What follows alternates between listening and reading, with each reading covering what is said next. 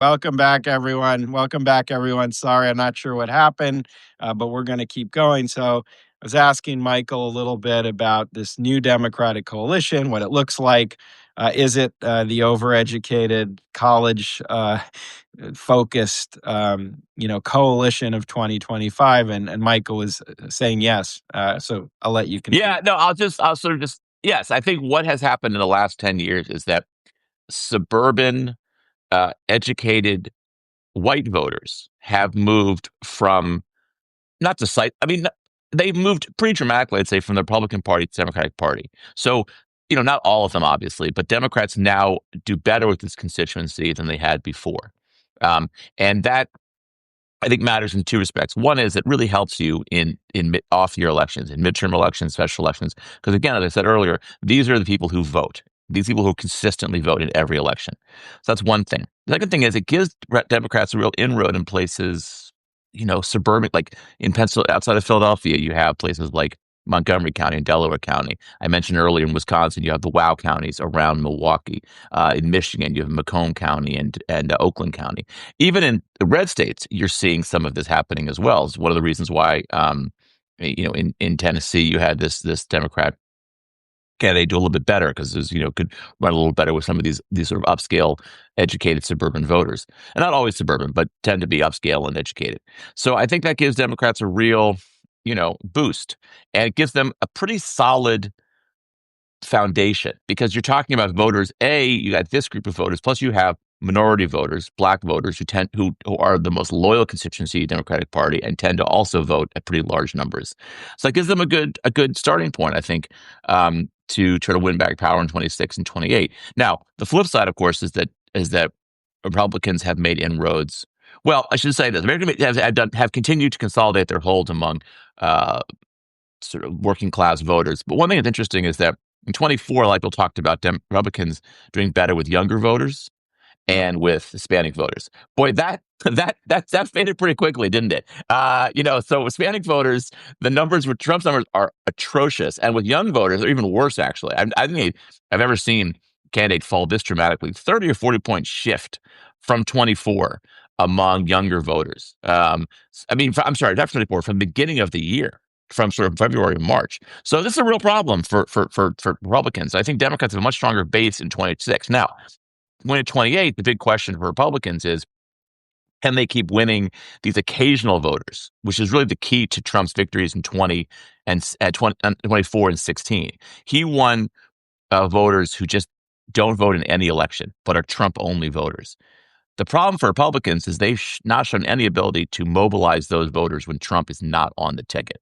And I think that's a real problem for them down the road, that they don't have the ability to win over those occasional Trump voters. And if they can't win them over, I think they have a real problem going to 26 and then to 28. You think that, so back to 68, Sure, always. and Nixon laid out the silent majority. Yeah.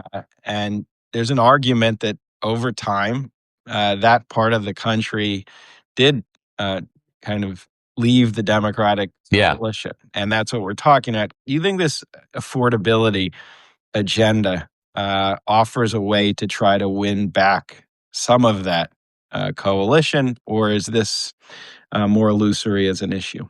I don't want to say it's illusory, but I do think I'm skeptical a little bit about this because, look, if you look at the last four presidential elections, after 2012, you went Democrat, Republican, Democrat, Republican. So changing party every 4 years. That has not happened. It should be every three, basically changing. You've had two one-term presidents in the last, 5 years. We had three in the 20th century, I believe. So that suggests to me that it's much more anti-incumbency that's driving our nation's politics these days than any particular issue. And conversely, if you look at 2016, 20, and 24, you had each party won a governing trifecta. So that means both chambers of Congress and the presidency. Republicans in 2016, Democrats in 20, Democrats in 2024. That has never happened in American politics, that kind of a shift, that dramatic of a shift. So that to me suggests that anti-incumbency is a much bigger driver than any particular policy issue. And I think affordability is a good issue to hit Trump on because people have said about the economy. But ultimately, I do think that what's really driving these changes is that people are upset with the status quo, and they put somebody new into power. They cannot change the status quo because our system is so, um, what's the word? Kludgified or kludge? It's kludgy, I guess is the word. It's like a political science word, right? Right. Right. Yeah. Um, it's so immune to like significant change, both policy wise and politically wise. And that's, you look at partisan gerrymandering, you look at uh, how few seats are actually up for grabs in any given election. It's really hard to change the political system just through voting. And so I think people get dismayed when they vote for a new party in power and nothing actually changes. And so I do think that's a little bit of what's happening here. And so I'm not saying I don't think the affordability issue is an issue, and I think Democrats should run on it. But I'm not convinced that it's a more potent issue than the just general, I don't know, disappointment in what's happening in the nation's politics. Which has been a powerful argument for decades already, Yeah, but as a basic political argument. well, yeah, towards it's been right. Candy clemency has been a thing forever, but I don't know that. And you tell me Yeah. if you can think of a similar period in which any clemency was seen to be such a big driver of what's happening in the nation's politics. I can't think of anything sort of similar to this. Yeah, I mean, there is obviously some of that in the '70s, both in Congress. I mean, that's the whole reforms of the post Watergate are in part anti-incumbent, anti-old senior Southerners, and then obviously Carter, in some ways, I don't know how you see him, is in part capturing that. But now it's Yeah, sure. yeah, I think now a sort of it's an anti-establishment voice. Yeah, yeah. right, And now we obviously now we have much narrower majorities both in Congress and also in the electoral college. So it's a right. kind of powerful way to swing politics both ways. Right. I looked at something recently that Yeah. something like 30, there were 30 in 1976, which is a very close election, something like 30 states Mm. were decided by less than 10 points. It was 13 in 2024. So the number of close electoral college states has just diminished dramatically. And I'm just curious, when you tell your students that from 1954 to 94, Yeah. Democrats controlled the House for all 40 years and the Senate for 26 years, they look at you like in complete amazement that that was ever possible. Totally. I mean, that's not a world for anyone who follows politics even a little. That's not a conceivable world for It's them. not. I And know it's it's also not. just and it's a different kind of politics when one party controls it all the time. The incentives are different. The idea that Republicans literally would never win is so different than a generation. Not even nine. I mean, the classes now aren't thinking 94 on. They're thinking Right. even further down the line when it's switching all the time. Like since 2006, right? It's basically changes every 2 years, more or less. At least one chamber seems to Yeah, change constantly. And we grew up, you and I grew up in an era when like literally nothing changed in Washington. I mean, the Senate was controlled by Democrats for what, 26 years, I think it was, something like that, yeah, 24 years. yeah. So it's just a very different world now, and a world in which power shifts so dramatically, even within like, 2 to 4 years. And so, speaking of Congress, what do you think of the ongoing leadership debate of how now we're a year out, how Senator Schumer and Representative Jeffries, how they have handled their job in Trump 2.0? I mean, I, you know, you could say Democrats are doing well in special elections; they're well positioned. The problem is that if you're in the minority in the Senate or the House, you just don't have a lot of power, and it's hard to influence the debate. Having said that, I mean, look at this healthcare issue. Democrats have really won on this healthcare issue over the past couple of months, and I think you got to give some credit to Democrats in the Senate and the House for that. Now, I didn't think it's more Republican incompetence than anything else, but they've held their troops together. That is impressive, but it's a lot easier to do now than it was 30 or 40 years ago when you had different wings of the party. Now everyone's pretty much relatively closely politically aligned, I would say. There's not really a big, centrist wing in the Democratic Party or even a far left wing in the Democratic Party, at least in Congress. So I think they're doing fine. I mean, I think the big question is really a question of recruitment. And there I give Schumer a little bit of credit. He did get Roy Cooper to run in North Carolina, is considered the best bet to take that seat back for Democrats. You got Sherrod Brown in Ohio. You got Janet Mills running in Maine, although she may not win the primary against Graham Plattner. I mean, I think by and large they've done a good job of recruiting. Whether it's enough to win the Senate, I don't. I'm skeptical. Because it would take a real wave to win back the Senate in 2026 for Democrats.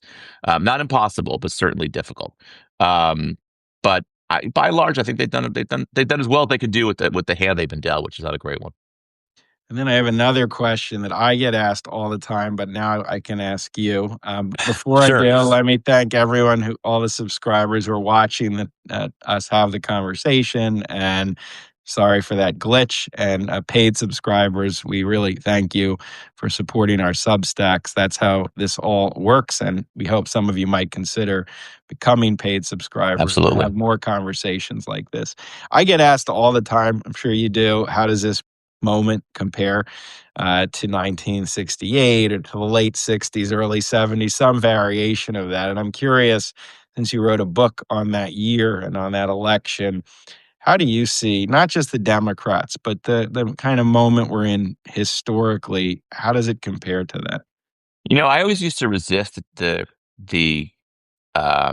comparison to 68 because I would always say, in 68, there was 500,000 American troops fighting in Vietnam. There was, two major political assassinations, MLK and RFK.